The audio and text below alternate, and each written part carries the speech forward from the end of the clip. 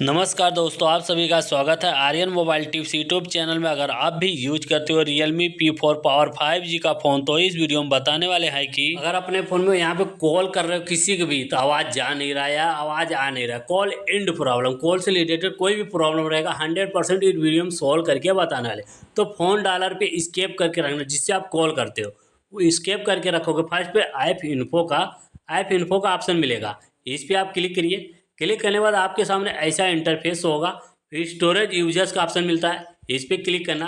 Click करने के बाद ऊपर से चौथा वाला ऑप्शन मिलेगा क्लियर डाटा का, इस पर क्लिक करिए। राइट साइड नीचे मिलेगा डिलीट का, डिलीट वाले ऑप्शन पे क्लिक कर देना। आपका फ़ोन डालर डिलीट नहीं होगा, टेंशन लेने की ज़रूरत नहीं है। इसके बाद पूरा बैक आ जाना। इसके बाद यहाँ पे कॉल करके बात करिए, आवाज़ जाएगा भी, आवाज़ आएगा भी। अगर जिसके फ़ोन में जा नहीं रहा है या आवाज़ आ नहीं रहा है, तो कॉल साउंड प्रॉब्लम है। कोई मोबाइल के नज़दीकी में दुकान पे जाके आप दिखा सकते हैं।